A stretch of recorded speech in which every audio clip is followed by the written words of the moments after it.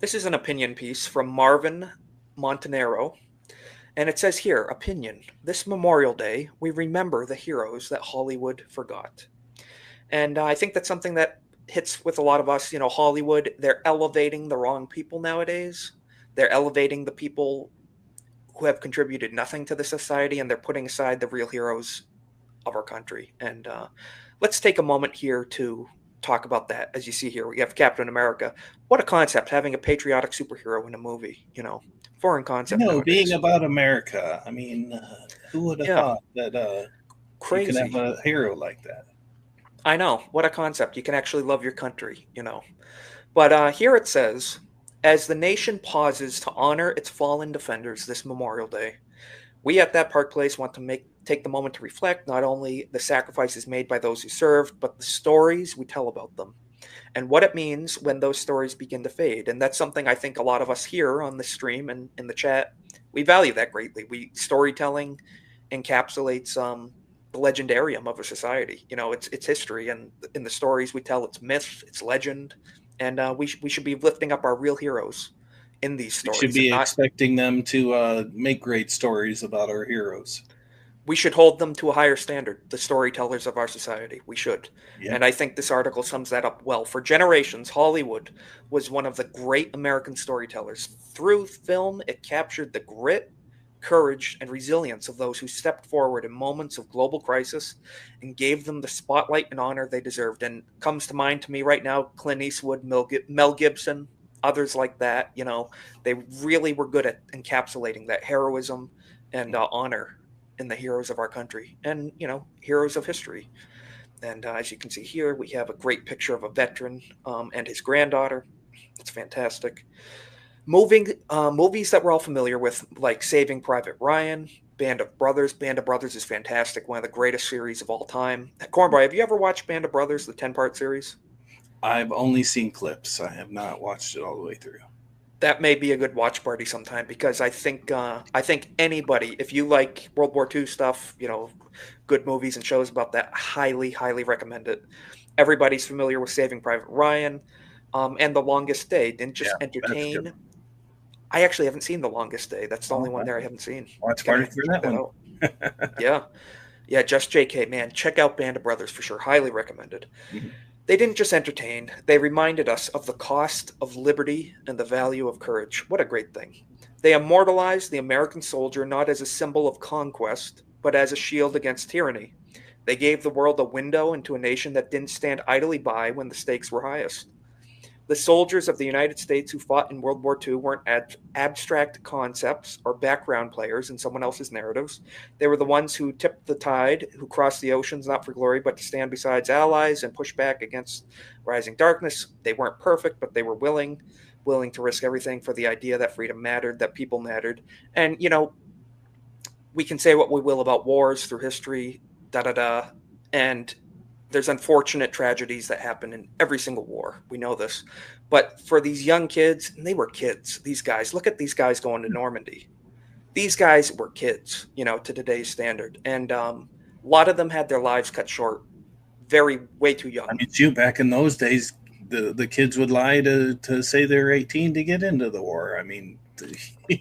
Now in their 20s, kids are Yep. young men these days are just like not even supporting the country, let alone willing to fight for it. They're out there burning our nation's flag in the street, spitting on it. Well, these guys were dying for it, at a younger age. And it's shameful now. So hopefully we can bring it back and bring some honor back to our And country. it has Hopefully, to do with the culture that's being pushed on them by these storytellers. I think you're right. big time, big time. That's why we are so motivated to take our culture back. Call us culture warriors, whatever you want to call it, cultural crusade, anything. But we just want good stuff. We want the youth to be watching good things again. And so here it says, and for decades, the world remembered that those stories resonate across borders, not because they were propaganda, but because they were true. In some cases, you can make the argument Disney was involved in a little bit of propaganda here and there, but whatever. Um, I'm pro America all the way, so let's go. Yet in recent years, Hollywood seems increasingly hesitant to embrace this legacy. there's been a quiet turning, I would say not so quiet, but they say quiet turning away from traditional portrayals of American heroism. Studio heads and cultural commentators now suggest that showcasing our servicemen and women in a positive light may be too political or might alienate international viewers. Oh well, I don't care. Appeal to the Americans first, I would say, if you're making Yeah. American movies about America anyway, you know. I mean, who are you trying to Crazy. preach to? Are you trying Yeah. to You trying to sell your movie to Mr. Ping over in China, or you want Mr. I, Smith over in America to buy your movie? Know your audience, basically. yeah. And if you have to trim down your budget a little bit to make it more profitable for here, we'll learn to accept it. Just make good storytelling again, you know. And some even argue that in the current political climate, stories of American valor are no longer globally viable. Like I said, rest of the world, I I don't mean, give a with flying fuck. their dehumanization of men in general, bringing back positive male role models could have a great effect on society. And I don't know why they're hesitant in doing that. It would be popular. And they don't want strong male role models anymore. They don't. They want a weakened society. They want beta males that are subject to Yeah. manipulation and influence. So this was a great Nobody movie. else Huge wants that show. besides them. It's so I weird. know. It's almost as if the people, like us, were saying, "Hey, The be people who strong, be say they independent." want it and they get it, they're like, no, not like that. Exactly. They're never happy, and No. that's why we need more stuff like this. And we talk about Tom Cruise. I put him in the thumbnail for a reason. This guy, not perfect. I disagree with the Scientology stuff. That's weird, but this guy made Top Gun Maverick recently. One of And the he's great, jet I would setting say, around the country to support his movie, yes, meeting fans, and thanking them for their support, being yes. a real advocate of his work and his coworkers' work, and I applaud him for it. He's doing the job. Here's so many stories of him. He goes to theaters. He takes care of the little guy. People working on the crew on the movie set. He takes care of. He buys people their food, everything. And Top Gun Maverick. If you guys haven't seen the movie, watch it. It's a great pro-American movie. It's unashamedly patriotic, and that's what we need more of. This guy, I don't know where he stands politically. I don't think I've ever heard him say who he votes for. I can't recall personally.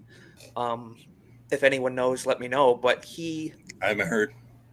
yeah, that's the way it should be with our entertainers. Entertain, shut up about politics, and love the country you're in, which is America. So, it says here, let's be clear: the people of a nation are not the same as its government. Exactly. Love your country, hate your government. That's fine, you know. But I love my country. I'm very critical of the government, regardless of who's in office. Our government has a lot of work to be done, fixing it. And soldiers don't choose the slogans on campaign buttons. They don't write foreign policy, but they do carry the weight of it. They serve, often in silence and often at great personal cost. It's very true. And I say, too, I think every war we've ever been involved in has its controversies. We can dissect it and say, was this moral? Was this not? Should we have been involved? Should we not? We can say that up to today with everything. But love the warrior, hate the war, because a lot of these guys didn't have a choice. When they're in the heat of battle, they were fighting for the brother next to them. They weren't fighting for the politicians back home. They were fighting to Yeah. survive. And of course we need to remember what happened to our GIs after the Vietnam War. That was a great shame to demonize the kids that were sent over Absolutely. there.